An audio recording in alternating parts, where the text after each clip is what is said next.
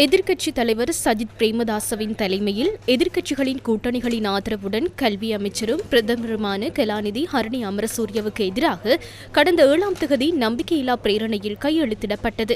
அரசாங்கத்தின் கல்வி மறுசீரமைப்பில் சிறுவர் மனநிலைக்கு பொருத்தமற்ற விடயங்கள் மற்றும் பாடங்களில் பல பிழைகள் காணப்படுவதாகவும் அது தொடர்பில் முறையான நடவடிக்கை மேற்கொள்ளாமையினாலேயே நம்பிக்கையில்லா பிரேரணையினை கொண்டு வருவதாக அவர்கள் தெரிவித்தனர். எனினும் எதிர்க்கட்சியினர் இதுவரையில் அந்த பிரேரணையை சபாநாயகரிடம் கையளிக்கவில்லை.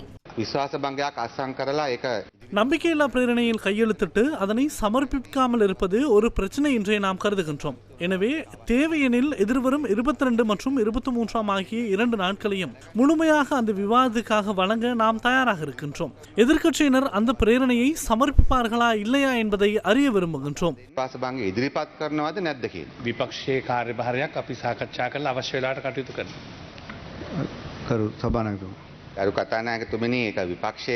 கையெழுத்திடுவது எதிர்க்கட்சியின் பொறுப்பாக இருக்கலாம். எனினும் பிரதமர் பதவிக்கு எதிராக நம்பிக்கையில்லா பிரேரணையை கையெழுத்திட்டால் அதனை சமர்ப்பிக்குமாறு கேட்டுக்கொள்கின்றோம். ஏனெனில் இது நாட்டின் ஸ்திரத்தன்மையில் தாக்கம் செலுத்தும்.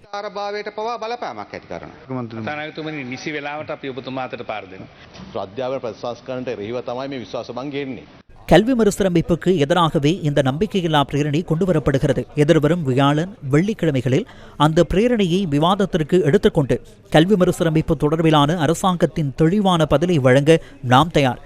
ஒருவேளை எதிர்க்கட்சி அந்த 2 நாட்களையும் பயன்படுத்தாவிட்டால் அல்லது பிரேரணையை முன்வைக்காவிட்டால் வியாழன் வெள்ளிக்கிழமைகளில் கல்வி மறுசீரமைப்பு தொடர்பில் ஆளும் கட்சி சார்பில் ஒத்திவைப்பு வேளை விவாதத்தை கோரி நாள் முழுவதும் விவாதிக்க நாம் தயாராக உள்ளோம்.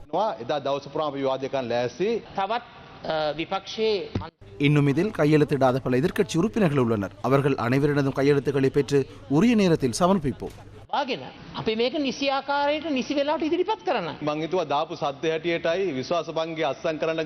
நீங்கள் போட்ட சத்தத்திற்கு அமைய கையெழுத்திட்ட வேகத்திற்கு அமைய இன்று செவ்வாய்க்கிழமை முதலே விவாதத்தை ஆரம்பிப்பீர்கள் என நினைத்தேன்.